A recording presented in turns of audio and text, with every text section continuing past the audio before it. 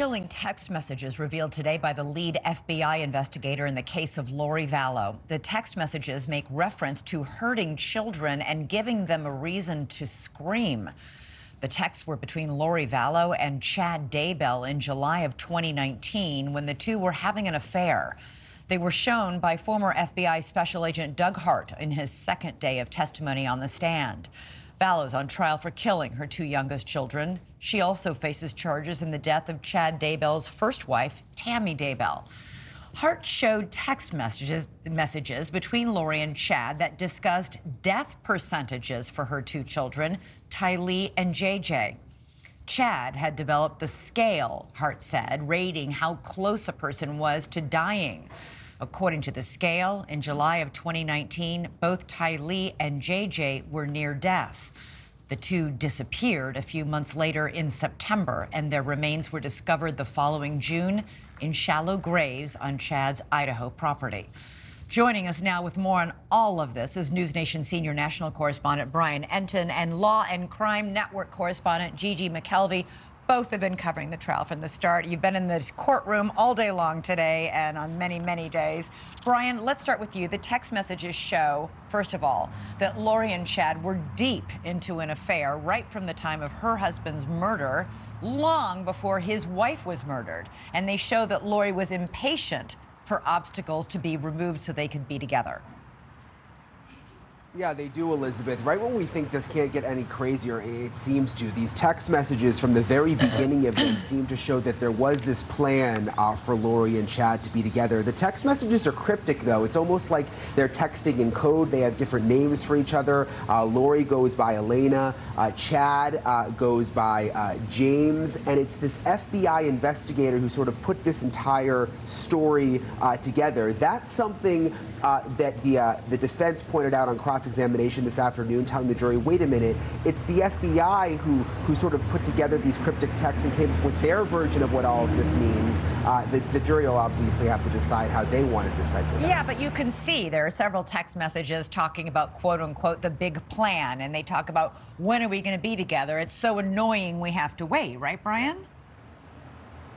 Yeah, and even this sealing ceremony, I thought this was very interesting. I hadn't heard this come out until today. They had this sealing ceremony that they talked about in the text messages where they would be sealed together for eternity. That was all the way back in 2018, long before Tammy, Chad's wife, had died. Gigi, there were voluminous texts, that is the FBI agent's quote, between Lori and Chad about Tylee and JJ, Lori's children, about their behavior, about the dark spirits that they believed were inside of them, and even about causing the children pain. Yeah, it's so disturbing. This was actually in reference to Melanie Pulowski, who's Lori's niece's children. At the time, they were determined, 3 of her kids were determined to be dark. At that time, I don't believe JJ was, but Chad texted Lori because they were all in the car driving to California to go to the beach. And he asked if he needed to inflict pain to cause some screaming on these kids. It's just beyond comprehension. And again, we see this impatience, Gigi. Are we supposed to wait forever? And are we surrounded? We're surrounded by relatives that are obstacles. I'm so sick of it. Those are actual verbatim text messages. Also, we're going to have a fabulous life together.